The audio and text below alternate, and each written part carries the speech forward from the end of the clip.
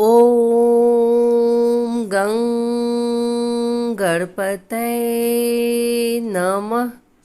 आइए सुनते हैं विनायक चतुर्थी की कथा एवं पूजन विधि। श्री गणेश चतुर्थी व्रत की पौराणिक कथा के अनुसार एक बार भगवान शिव तथा माता पार्वती नर्मदा नदी के किनारे बैठे थे। वहाँ माता पार्वती ने भगवान शिव से समय व्यतीत करने के लिए चौपड़ खेलने को कहा। शिव चौपड़ खेलने के लिए तैयार हो गए, परंतु इस खेल में हार जीत का फैसला कौन करेगा, यह प्रश्न उनके समक्ष उठा तो भगवान शिव ने कुछ तिनके एकत्रित कर उसका एक पुतला बनाकर उसकी प्राण प्रतिष्ठा कर दी और पुतले से कहा, बेटा, हम चौपड़ खेलना चाहते हैं, परंतु हमारी हार जीत का फैसला करने वाला कोई नहीं है। इसीलिए तुम बताना कि हम दोनों में से कौन हारा और कौन जीता। उसके बाद भगवान शिव और माता पार्वती का चौपड़ खेल शुरू हो गया। यह खेल 3 बार खेला गया और संयोग से तीनों बार माता पार्वती ही जीत गए। खेल समाप्त होने के बाद बालक से हार जीत का फैसला करने के लिए कहा गया, तो उस बालक ने महादेव को विजयी बताया। यह सुनकर माता पार्वती क्रोधित हो गई और क्रोध में उन्होंने बालक को लंगड़ा होने, कीचड़ में पड़े रहने का श्राप दे दिया। बालक ने माता पार्वती से माफी मांगी और कहा कि यह मुझसे अज्ञानतावश ऐसा हुआ है, मैंने किसी द्वेष भाव में ऐसा नहीं किया। बालक द्वारा क्षमा मांगने पर माता ने कहा, यहाँ गणेश पूजन के लिए नाग कन्याएं आएंगी, उनके कहे अनुसार तुम गणेश व्रत करो, ऐसा करने से तुम मुझे प्राप्त करोगे। यह कहकर माता पार्वती शिव जी के साथ कैलाश पर्वत पर चली गई। 1 वर्ष के बाद उस स्थान पर नाग कन्याएं आईं।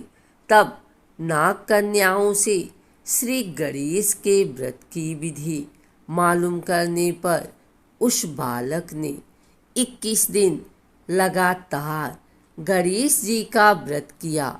उसकी श्रद्धा से गणेश जी प्रसन्न हुए। उन्होंने बालक को मनोवांछित फल मांगने के लिए कहा।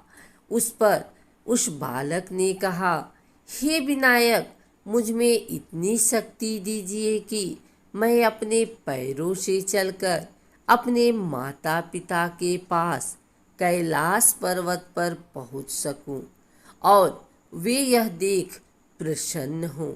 तब बालक को वरदान देकर श्री गणेश अंतर्ध्यान हो गए। इसके बाद वह बालक कैलाश पर्वत पर पहुंचा और कैलाश पर्वत पर पहुंचने की अपनी कथा उसने भगवान को सुनाई।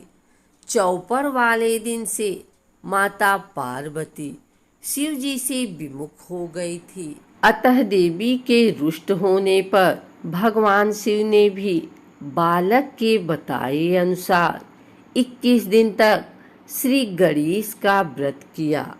इस व्रत के प्रभाव से माता पार्वती के मन से भगवान शिव के लिए जो नाराजगी थी वह समाप्त हो गई। तब यह व्रत विधि भगवान शंकर ने माता पार्वती को बताई। यह सुनकर माता पार्वती के मन में भी अपने पुत्र कार्तिकेय से मिलने की इच्छा जागृत हुई। तब माता पार्वती ने भी 21 दिन तक श्री गणेश का व्रत किया तथा दुर्वा फूल और लड्डुओं से गणेश जी का पूजन अर्चन किया। व्रत के 21वें दिन कार्तिकेय स्वयं माता पार्वती से आ मिले। उस दिन से श्री गणेश चतुर्थी का यह व्रत समस्त मनोकामनाओं की पूर्ति करने वाला व्रत माना जाता है।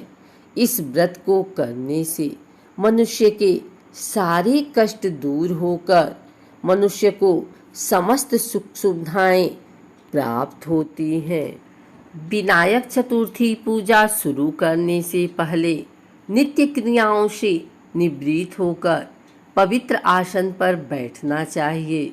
इसके अलावा सभी पूजन सामग्री पुष्प, धूप, दीप, कपूर, रोली, मौली, लाल चंदन, मोदक आदि एकत्रित कर क्रमशः पूजा करें। आपको बता दें, भगवान श्री गणेश को तुलसी नहीं चढ़ाना चाहिए। उन्हें शुद्ध स्थान से चुनी हुई दुर्वा को धोकर चढ़ाना चाहिए। श्री गणेश भगवान को मोदक बहुत ही प्रिय है, इसलिए देसी घी से बने मोदक का प्रसाद भी चढ़ाना चाहिए। विनायक चतुर्थी व्रत व पूजा के समय किसी प्रकार का क्रोध और गुस्सा नहीं करना चाहिए, यह हानिप्रद सिद्ध हो सकता है। विनायक चतुर्थी पर पूजा से पहले इन सामग्रियों को एकत्रित कर लें।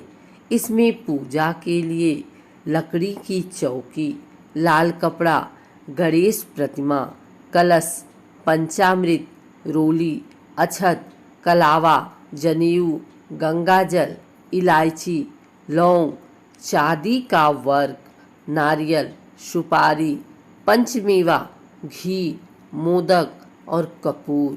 विनायक चतुर्थी व्रत से प्रभु की कृपा और मनोवांछित फल की प्राप्ति होती है। गणेश चतुर्थी के दिन गणेश जी की मूर्ति स्थापित करके आप अपने घर में गणपति पूजन करने की अगर सोच रहे हैं तो आपको गणपति पूजा की विधि और मंत्र जान लेना चाहिए।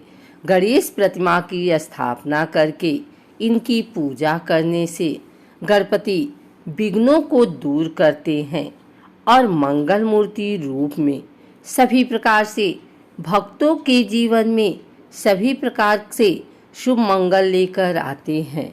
आइए जानते हैं गणेश चतुर्थी पर किस तरह से करें पूजा। सबसे पहले एक कलश में जल भर कर ले आएं। जहाँ भी आपने पूजा के लिए मंडप बनाया है वहाँ आसन बिछाकर बैठ जाएं। हाथ में जल लेकर सबसे पहले हाथ में कुश और जल लें, फिर मंत्र बोलें। ओम अपवित्र पवित्रो वा सर्वावस्था गतो अपि वा या स्मरेत पुंडरीकाक्ष सबाहांतर शुचि। फिर जल को अपने ऊपर और पूजा के लिए रखें। इस सामग्रियों पर इसे छिड़क दें। इसके बाद 3 बार आचमन करें। हाथ में जल लें और ओम केशवाय नमः, ओम नारायणाय नमः, ओम माधवाय नमः, ओम ऋषिकेशाय नमः ऐसे बोलते हुए 3 बार हाथ से जल लेकर मुंह से स्पर्श करें। फिर हाथ धोने। इसके बाद जहाँ गणेश जी की पूजा करनी हो उस स्थान पर कुछ अटूट चावल रखें। इसके ऊपर गणेश जी की प्रतिमा को विराजित करें। गणेश जी को अपने आसन पर बैठाने के बाद सबसे पहले गणेश चतुर्थी व्रत पूजन का संकल्प लें। बिना संकल्प लिए पूजा ना करें। गणेश पूजन संकल्प के लिए हाथ में फूल, फल, पान सुपारी, अक्षत, चांदी का सिक्का या कुछ रुपया, मिठाई आदि सभी सामग्री थोड़ी थोड़ी मात्रा में लेकर हाथ में जल लें। फिर संकल्प करें।